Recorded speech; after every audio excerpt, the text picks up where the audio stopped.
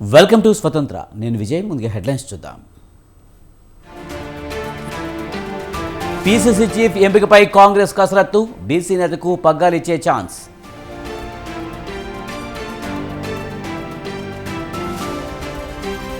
బీఆర్ఎస్కు షాక్, కాంగ్రెస్లో చేరిన కాలే యాదయ్య.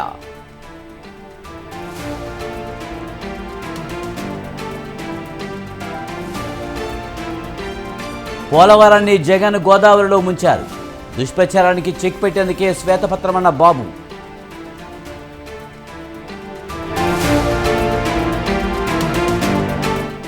ఢిల్లీలో భారీ వర్షాలు, పలు ప్రాంతాలు జలదిగ్బంధం.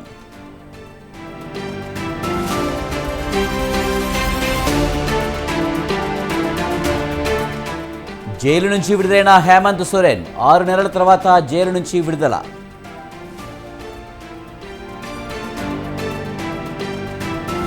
నష్టాల్లో ముగిసిన స్టాక్ మార్కెట్. సెన్సెక్స్ 210, నిఫ్టీ 33 పాయింట్ల నష్టం.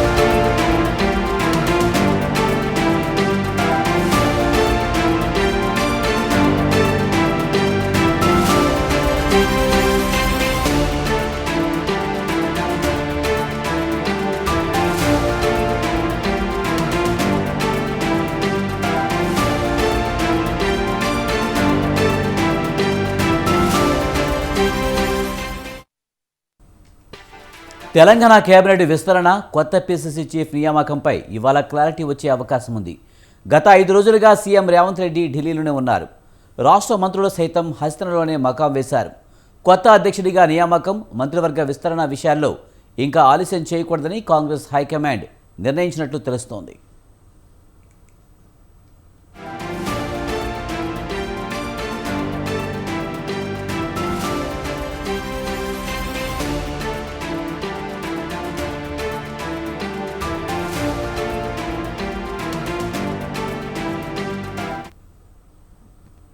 మరోవైపు పీసీసీ చీఫ్ పదవిని ఆశిస్తున్న మధుయాష్కి మహేష్ కుమార్ గౌడ్ ఇప్పటికే సోనియా గాంధీని కలిశారు.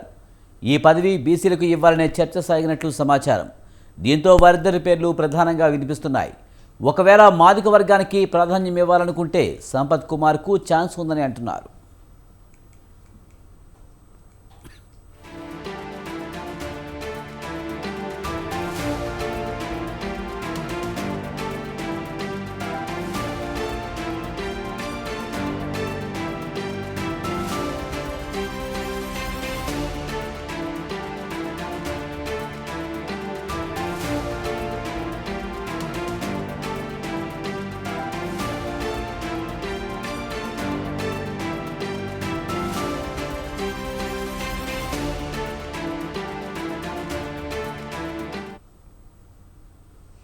ఢిల్లీలో కాంగ్రెస్ జాతీయ ప్రధాన కార్యదర్శి కేసీ వేణుగోపాల్ నివాసంలో రాష్ట్ర ఇన్ఛార్జ్ జయప్రదాస్ Munshi, CM Revanth Reddy, deputy CM Bhatti, మంత్రి ఉత్తమ్ కుమార్ రెడ్డి భేటీ అయ్యారు. సుమారు గంటన్నర పాటు జరిగిన ఈ మీటింగ్లో కేబినెట్ విస్తరణ, కొత్త పీసీసీ చీఫ్ ఎంపికపైనే ప్రధానంగా చర్చించినట్టు తెలుస్తోంది. రాష్ట్ర కేబినెట్లో 6 బెర్తులు ఖాళీగా ఉన్నాయి. అయితే ఇందులో 2 పెండింగ్లో పెట్టి మిగతా 4 భర్తీ చేయాలని భావిస్తున్నారు.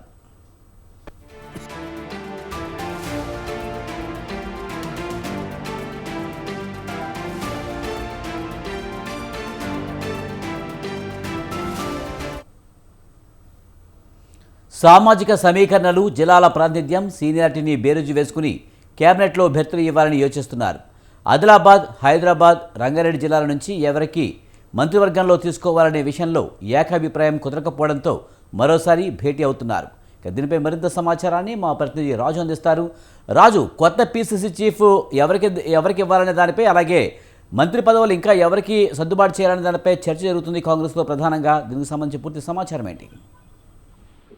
రైట్ విజయ్, కాంగ్రెస్ పార్టీ అటు పార్టీని ఇటు ప్రభుత్వాన్ని పటిష్టం చేసే విధంగా అడుగులు వేస్తా ఉంది. దానిలో భాగంగానే అధిష్టానం ఆ దిశగా ఆలోచనలు చేస్తా ఉంది. ఒకవైపు ప్రభుత్వాన్ని పటిష్టం చేసేందుకు కూడా వరుసగా చేరికలు చేసుకుంటా ఉంది. పార్టీలో ఇతర పార్టీలో గెలిచినటువంటి ఎమ్మెల్యేలను ప్రభుత్వం పడిపోకుండా ఉండేందుకు కూడా అదనపు బలం కోసం బీఆర్ఎస్ లో గెలిచినటువంటి 6 ఎమ్మెల్యేలను కాంగ్రెస్ లో చేరికలు చేస్తున్నటువంటి పరిస్థితి ఉంది. మరోవైపు పార్టీని కూడా మరింత బలోపేతం చేయాలి. క్షేత్రస్థాయిలో ఉన్నటువంటి క్షేత్రస్థాయి క్యాడర్ ను సంతృప్తి పరుస్తూనే రాష్ట్ర నాయకత్వం వరకు కూడా మరింత బలం పొందుకోవాల్సినటువంటి అవసరం ఉందనేది కూడా ఇటీవల జరిగిన పార్లమెంటు ఎన్నికల ఫలితాల అనంతరం పార్టీ గట్టిగా డిసైడ్ అయింది. అది ఇందులో భాగంగానే అధిష్టానం ఈ నిర్ణయం తీసుకొని ఉంది. అయితే ప్రస్తుతం పిసిసి చీఫ్ గా సీఎం రేవంత్ రెడ్డి కొనసాగుతా ఉన్నారు.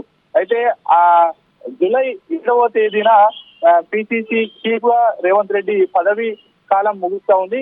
పిసిసిగా నియామకం అయిన తర్వాత 3 ఏళ్ల పాటు ఆ పదవి కాలం కొనసాగుతా ఉంది. అయితే జూలై 7వ తేదీన ఈ పదవి కాలం ముగుస్తా ఉంది రేవంత్ రెడ్డి పిసిసి కాబట్టి కొత్త పిసిసిని ఎన్నుకోవాల్సినటువంటి అవసరం ఉంది.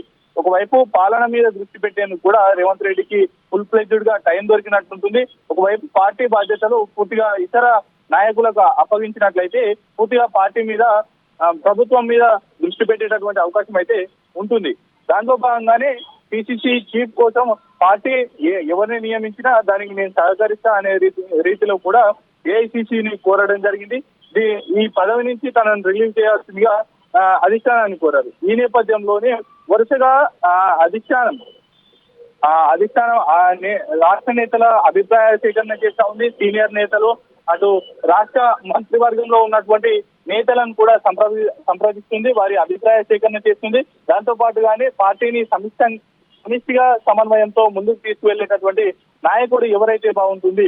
దానిలో భాగంగానే ఏ సామాజిక వర్గానికి ఈ యొక్క పిసిసిగా అవకాశం ఇస్తే పార్టీ మరింత పుంజుకునేటటువంటి అవకాశం ఉంటుంది. వీటితో పాటుగానే రాజకీయంగా వారు పార్టీకి చేసినటువంటి సేవలు పార్టీలో ఎంతకాలం నుంచి కొనసాగుతా ఉన్నారు అనేటటువంటి అంశాలకు సంబంధించి వీటన్నిటిని సామాజిక సమీకరణలు అటు రాజకీయ సమీకరణలు కూడా బేరీజు వేసుకున్న అనంతరం మాత్రమే ఈ యొక్క పిసిసి పదవికి సంబంధించి నిర్ణయం తీసుకోనున్నారు. అయితే అందరు నేతలు కూడా వారి అభిప్రాయాలు చెప్పారు అధిష్టానం ముందు.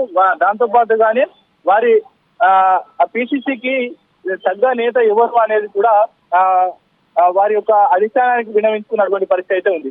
ఓవరాల్ గా బీసీ సామాజిక వర్గానికి చెందినటువంటి నేతకు ఇచ్చేటటువంటి అధిక ఛాన్సెస్ కనిపిస్తా ఉన్నాయి. అందులో భాగంగానే నేతలు కూడా ఇప్పటికే ఢిల్లీ వేదికగా వారు పావులు కదుపుతా ఉన్నటువంటి పరిస్థితి అయితే ఉంది. ఎవరికి వారే అధిష్టాన దూతలను మధ్యవర్తులుగా అలాగే వారికి ఉన్నటువంటి సత్సంబంధాల నేపథ్యంలో అధిష్టాన పెద్దలకు తమ పేర్లను పరిశీలన ఉంచాలనేటటువంటి ఇది కూడా అధిష్టాన పెద్దల దృష్టికి తీసుకువెళ్తా ఉన్నారు. ముఖ్యంగా మహేష్ కుమార్ గౌడ్ ఎమ్మెల్సీగా కొనసాగుతా ఉన్నారు. ఆయన పార్టీకి అత్యంత లాయలిస్టులుగా ఉన్నారు. దాంతో పాటుగానే ముఖ్యంగా ఆయన మొదటి నుంచి ఆర్గనైజేషనల్ గా కాంగ్రెస్ పార్టీకి పనిచేస్తూ వచ్చారు. ఏఐసిసి ఇచ్చినటువంటి ప్రతి కార్యక్రమాన్ని రాష్ట్ర లెవెల్లో కొంత సక్సెస్ చేసినటువంటి నాయకుడిగా ఉన్నారు. దాంతో పాటుగానే ఏ ఇబ్బందులు వచ్చినా పార్టీలో వాటిని సమన్వయంతో ఎటువంటి గందరగోళం లేకుండా వాటిని సాల్వ్ చేసేటటువంటి నేపథ్యం, అలాగే వాటిని సమిష్టిగా అందరి నేతలను కలుపుకుపోయేటటువంటి చతురత ఉన్నటువంటి నేతగా కూడా ఒక మంచి పేరు ఉంది. దాంతో పాటుగానే సీఎం రేవంత్ రెడ్డికి సన్నిహితుడుగా ఉన్నారు. అయితే మరోవైపు అదే సామాజిక వర్గానికి చెందినటువంటి బీసీ సామాజిక వర్గానికి చెందినటువంటి మహేష్ కుమార్ గౌడ్ తో పాటుగానే మధుయాష్కి గౌడ్ కూడా ఈ యొక్క పిసిసి రేసులో ఉన్నారు. ఆయన కూడా వరుసగా ఢిల్లీలో ఉన్నటువంటి అగ్రనేతలను కలుస్తున్నటువంటి పరిస్థితి అయితే ఉంది. అయితే మధుయాష్కి గౌడ్ కూడా మొదటి నుంచి కాంగ్రెస్ పార్టీలో కొనసాగారు. అనంతరం ఎంపీగా తెలంగాణ ఉద్యమ సమయంలో పార్లమెంట్ లో తన గలం వినిపించారు. రాష్ట్ర స్థాయిగా ఆయనకు మంచి గుర్తింపు ఉన్నటువంటి నేత. అయితే ఈ ఇద్దరిలో ఎవరికి ఇస్తారు, లేదంటే మిగతా సామాజిక వర్గంలో ఎవరికైనా ఛాన్స్ దక్కుతుందా అనేది కూడా కొంత వారు కూడా ప్రయత్నాలు చేస్తున్నటువంటి పరిస్థితి ఉంది. దళిత సామాజిక వర్గానికి విషయానికి వస్తే అటు బట్టి విక్రమార్క కర్ణాటక ఫార్ములా అమలు చేయాలనేటటువంటి ఉద్దేశంతో ఉన్నారు. దానికి పట్టుబడుతున్నటువంటి పరిస్థితి ఉంది. కర్ణాటకలో డిప్యూటీ సీఎం గా డికే శివకుమార్ కొనసాగుతూ ఉన్నారు. దాంతో పాటుగానే ఉప ముఖ్యమంత్రిగా కూడా ఆయన కొనసాగుతూ ఉన్నారు. దాంతో పాటుగానే పిసిసి చీఫ్ గా కూడా ఉప ముఖ్యమంత్రితో పాటుగానే పిసిసి చీఫ్ గా కొనసాగుతున్నటువంటి పరిస్థితి ఉంది. దాంట్లో భాగంగానే కర్ణాటక ఫార్ములా ఇక్కడ కూడా అమలు చేస్తే బాగుంటుందనే ఉద్దేశంతో ఆయన ఉన్నారు. దాంతో పాటుగానే దళిత సామాజిక వర్గంలో మరో నేత కూడా ఏఐసిసికి ప్రధాన కార్యదర్శిగా తెలంగాణలో పనిచేశారు. అయితే ఇతర రాష్ట్రాల ఇన్ఛార్జులుగా సంపత్ కుమార్ ఉన్నారు కాబట్టి ఆయనకు కూడా కొన్ని ఛాన్సెస్ ఉన్నాయి. అయితే ఆయన కూడా తనకున్నటువంటి ఢిల్లీ పెద్దలతో సత్సంబంధాలు కావచ్చు, ఢిల్లీలో ఉన్నటువంటి ఇతర నేతలతో తన పేరును కూడా పరిశీలించాలనేటటువంటి భావనలో ఉన్నారు. అయితే ఎవరికి రాజు ప్రధానంగా చూస్తే కనుక ఈ పిసిసి అధ్యక్ష పదవి రేసులో అయితే ఎవరున్నప్పటికీ కూడా సీఎం రేవంత్ రెడ్డి సలహా మేరకు పిసిసి అధ్యక్ష పదవి అనుకూలుడికే వచ్చే అవకాశం కనిపిస్తుందా? అలాగే మరోవైపు రాష్ట్ర కేబినెట్లో 6 భర్తలు ఖాళీగా ఉన్నాయి. ఈ భర్తలకి ఎవరెవరు పోటీ పడుతున్నారు? వారి పేర్లైనా బయటకు వచ్చాయా? తప్పకుండా అటు సీఎం రేవంత్ రెడ్డి సూచించిన వారికి పిసిసి ఇచ్చేటటువంటి ఛాన్సెస్ ఎక్కువగా ఉంటాయి. ఎందుకంటే ప్రభుత్వము ఇటు పార్టీ సమపాలుగా నడవాలి. అటు ప్రభుత్వానికి ఇటు పార్టీలో చీరికలు వస్తే ప్రభుత్వానికి ముప్పు ఉంటుంది కాబట్టి ఇద్దరు అటు సీఎం రేవంత్ రెడ్డి అలాగే పిసిసిగా ఎవరు ఎన్నుకుంటే వారు సమిష్టిగా నడవాల్సినటువంటి బాధ్యత ఉంటుంది. మరో అంశం ఏంటంటే సుదీర్ఘంగా కసరత్తు జరుగుతా ఉంది. కేబినెట్ లో మరో 6 భర్తలు ఖాళీగా ఉన్నాయి. కాబట్టి ఇప్పటి వరకు నిజామాబాద్, హైదరాబాద్, రంగారెడ్డి జిల్లాలకు సంబంధించినటువంటి ఏ ఒక్క నేతకు కూడా ఇక్కడ మంత్రివర్గంలో భర్తీ కన్ఫర్మ్ కాలేదు, ఇప్పటి వరకు దక్కలేదు. మిగిలిన జిల్లాలు చూసుకుంటే ఖమ్మంలో 3 బట్టి విక్రమార్క, అలాగే పొంగులేటి శ్రీనివాస్ రెడ్డి, తుమ్మల నాగేశ్వరరావు ఈ 3 మంత్రులు కేబినెట్ లో ఉన్నారు. దాంతో పాటుగానే నల్గొండ విషయానికి వస్తే ఉత్తమ్ కుమార్ రెడ్డి అలాగే కోమటిరెడ్డి వెంకటరెడ్డిలు కేబినెట్ లో ఉన్నారు. అటు సీఎం సొంత జిల్లా ఉమ్మడి పాలమూరు జిల్లా మనం మహబూబ్ నగర్ జిల్లాను చూసుకుంటే మాత్రం సీఎం రేవంత్ రెడ్డి ఉన్నారు. వారితో పాటుగానే ఎక్సైజ్ శాఖ మంత్రి జూపల్లి కృష్ణారావు ఉన్నారు. ఇలా ఉన్నారు కాబట్టి మిగతా అన్ని జిల్లాలకు కూడా ఒక్కో నేత ఉన్నారు. దాంతో పాటుగానే వరంగల్, ఉమ్మడి వరంగల్ జిల్లా చూసుకుంటే 2 మహిళా మంత్రులు కూడా ఆ నియోజకవర్గం నుంచి సీతక్క, అటు కొండ సురేఖ కూడా ప్రాతినిధ్యం వహిస్తా ఉన్నారు.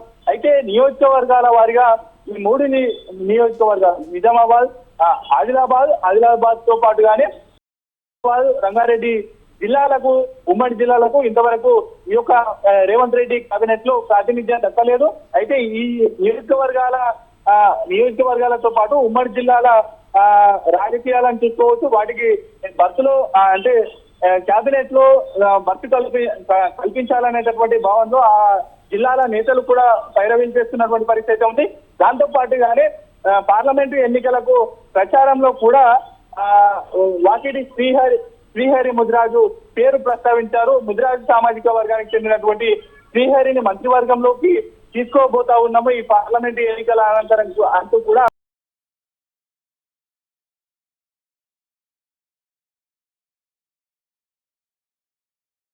కనిపిస్తా ఉన్నాయి. వీరితో పాటు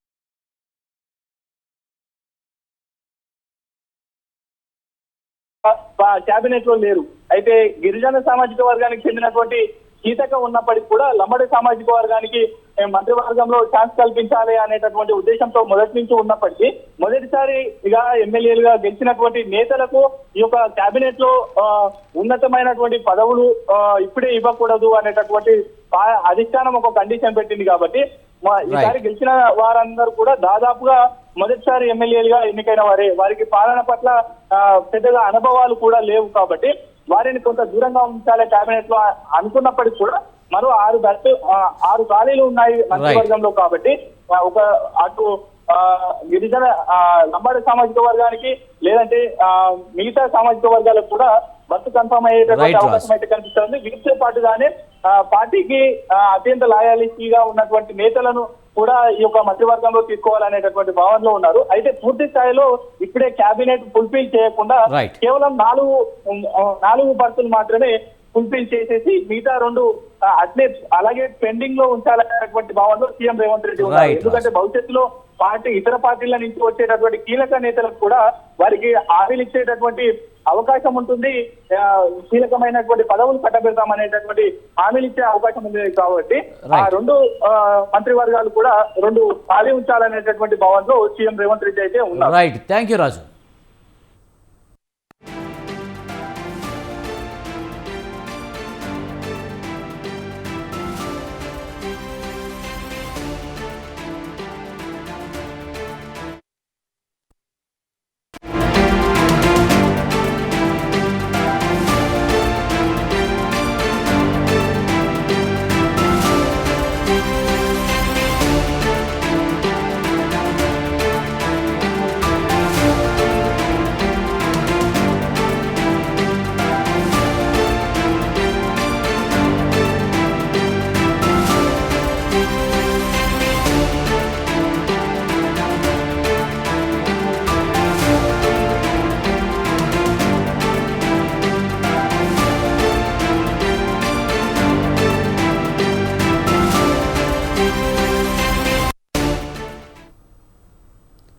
మాజీ మంత్రి హరీష్ రావుకు అచ్చంపేట ఎమ్మెల్యే వంశీకృష్ణ సవాల్ విసిరారు. కొండారెడ్డిపల్లిలో బీజేపీకి మెజారిటీ వచ్చిందని, అసత్య ఆరోపణలను నిజం చేస్తే తన ఎమ్మెల్యే పదవికి రాజీనామా చేస్తారని, నిరూపించకపోతే రాజకీయాల నుంచి తప్పుకుంటావా అంటూ సవాల్ విసిరారు ఎమ్మెల్యే వంశీకృష్ణ. సీఎం రేవంత్ రెడ్డి తన స్వశక్తితో జెడ్పీటీసీ, ఎమ్మెల్సీ, ఎమ్మెల్యే, ఎంపీగా నేడు ముఖ్యమంత్రిగా పనిచేస్తున్నారని తెలిపారు. హరీష్ రావు మాదిరిగా మామచాటున రాజకీయ నాయకుడిగా ఎదగలేదని ఎద్దేవా చేశారు. హరీష్ రావు సొంత జిల్లా సిద్దిపేటలో బీజేపీ ఎందుకు విజయం సాధించిందని ప్రశ్నించారు.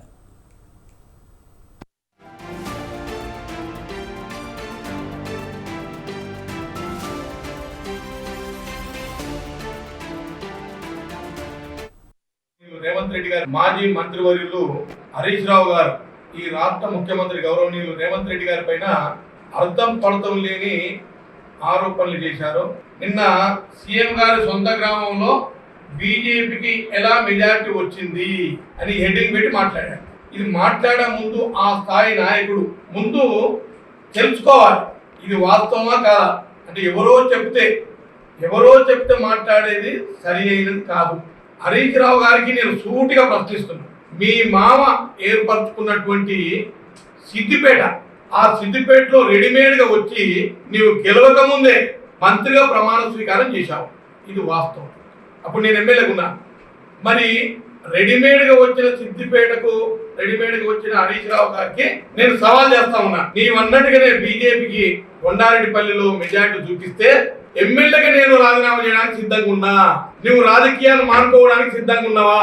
My challenge. మాజీ మంత్రివర్యులు హరీష్ రావు గారు ఈ రాష్ట్ర ముఖ్యమంత్రి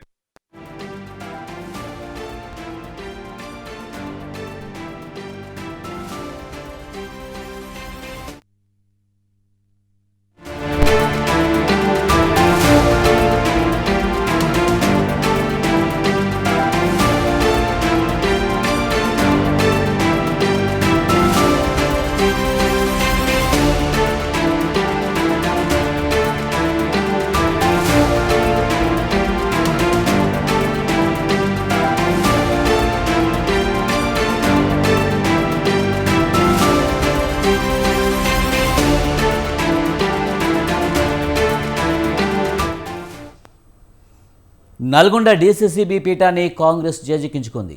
బీఆర్ఎస్ చైర్మన్ గొంగడి మహేష్ రెడ్డిపై అవిశ్వాస తీర్మానం నెగ్గింది. 19 మంది డైరెక్టర్లలో అవిశ్వాసానికి 15 మంది డైరెక్టర్లు మద్దతు తెలిపారు. దీంతో డీసీసీబీ చైర్మన్గా కుంభం శ్రీనివాసరెడ్డి ఎంపిక కానున్నారు.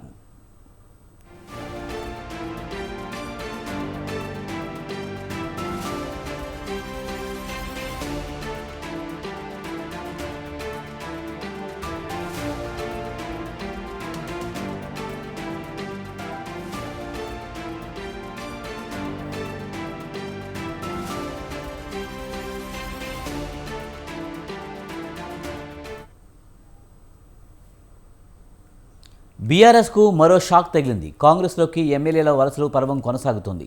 కాంగ్రెస్ గుటికి చేవల ఎమ్మెల్యే కాళే యాదయ్య చేరారు. సీఎం రేవంత్ రెడ్డి, దీపదాస్ మున్షి సమక్షంలో ఆయన కాంగ్రెస్లో చేరారు. కాళే యాదయ్యకు సీఎం రేవంత్ కండువా కప్పి పార్టీలోకి ఆహ్వానించారు.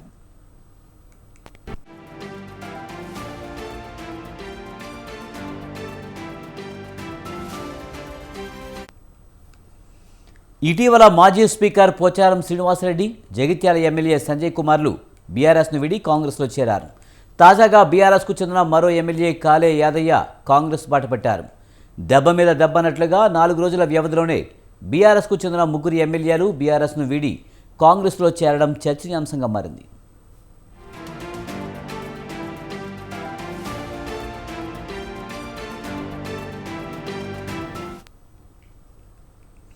యాదయ్య చేవెళ్ల అసెంబ్లీ నియోజకవర్గం నుంచి వరుసగా 3 సార్లు గెలుపొందారు.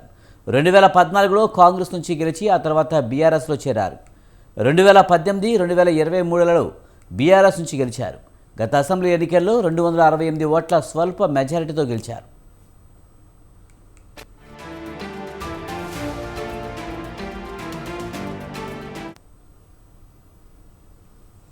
ఛత్తీస్గఢ్ నుంచి విద్యుత్ కొనుగోలు విచారణపై జస్టిస్ నరసింహారెడ్డి కమిషన్ రద్దు చేయాలని కేసీఆర్ హైకోర్టులో వేసిన పిటిషన్పై విచారణ జరిపిన హైకోర్టు తీర్పును రిజర్వ్లో పెట్టింది.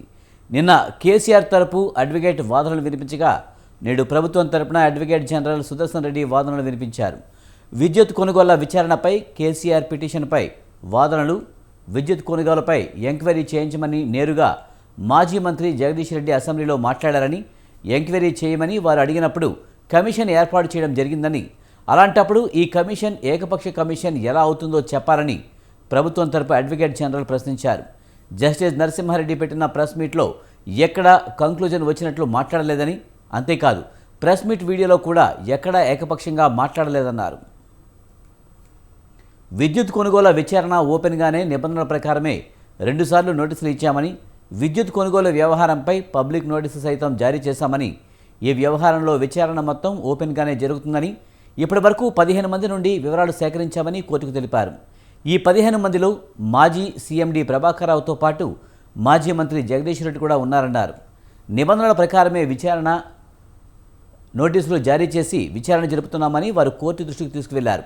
నాటి తెలంగాణ సీఎం కేసీఆర్కు కూడా నోటీసులు ఇచ్చి ఎవిడెన్స్ ఇవ్వాలని మాత్రమే కోరామని ప్రభుత్వం తరపు అడ్వకేట్ జనరల్ కోర్టు దృష్టికి తీసుకువెళ్లారు. అంతకుముందు జూన్ 27వ తేదీన కేసీఆర్ తరపున సుప్రీంకోర్టు సీనియర్ అడ్వకేట్ ఆదిత్య సొంది వాదనలు వినిపించారు. తీర్పు రిజర్వ్ చేసిన కోర్టు జూన్ 30న ఎంక్వైరీ కమిషన్ గడువు ముగుస్తుందని, ఈలోగా కమిషన్ ప్రభుత్వానికి నివేదిక ఇస్తుంది కాబట్టి కమిషన్ విచారణపై స్టే ఇవ్వాలని కేసీఆర్ తరపు న్యాయవాది కోరారు. దీంతో నేడు ఈ పిటిషన్పై విచారణ జరిపిన హైకోర్టు తీర్పును రిజర్వ్లో పెట్టింది.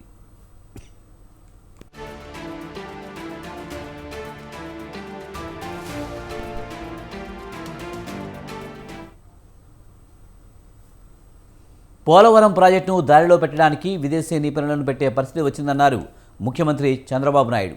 పోలవరం ప్రాజెక్టుపై శ్వేతపత్రం విడుదల చేసిన ఆయన పోలవరాన్ని ఎంతలా ధ్వంసం చేశారంటే చివరికి దానిని దారిలో పెట్టేందుకు విదేశీ నిపుణులను పెట్టాల్సి వస్తుందన్నారు.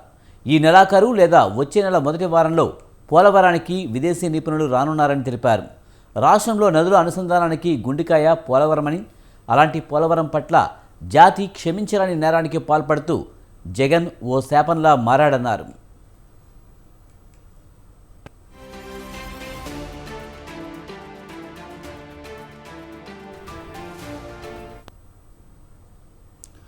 వృధాగా సముద్రంలో కలిసే 3000 టీఎంసీల నీటిని ఒడిసిపట్టుకుని కరువు రహిత రాష్ట్రంగా మార్చే ప్రాజెక్టు ఇది అన్నారు. అలాంటి ప్రాజెక్టు జగన్ చేసిన విధ్వంసానికి గురైందని అన్నారు. 90 మీటర్ల వరకు డయాఫ్రామ్ వాల్ అత్యాధునిక సాంకేతికతతో పూర్తి చేశామని స్పష్టం చేశారు.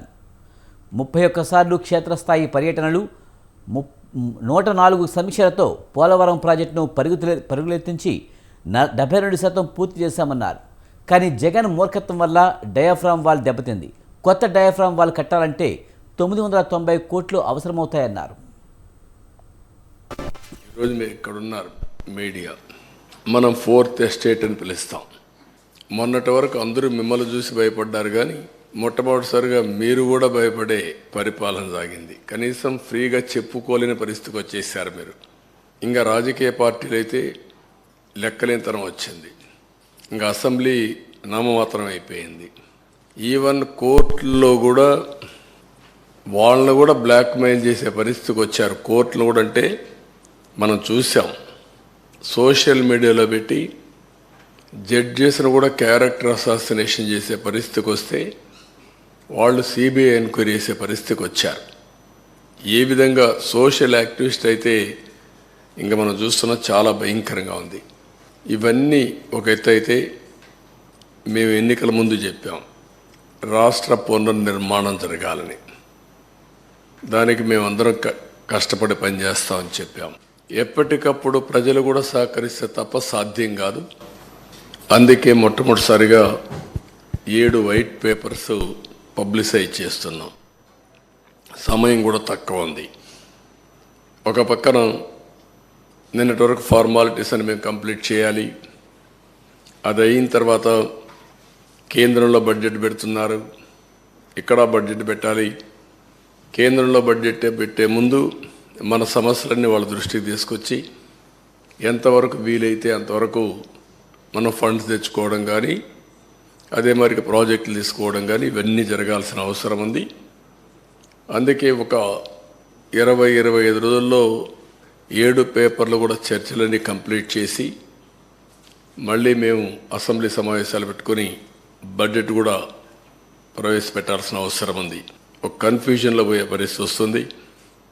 అందుకే మేము 7 సబ్జెక్ట్స్ కూడా మీకు ఒక ఐడియా ఉంది. మేము కూడా టైం టేబుల్ ఇస్తాం. దీనిపైన తరోగా చర్చ చేస్తాం. చర్చ చేసిన తర్వాత ప్రజలందరూ ఇచ్చిన సజెషన్స్ కూడా తీసుకొని వెబ్సైట్స్ అన్నీ ఇప్పుడు ఇరిగేషన్ ఉంది.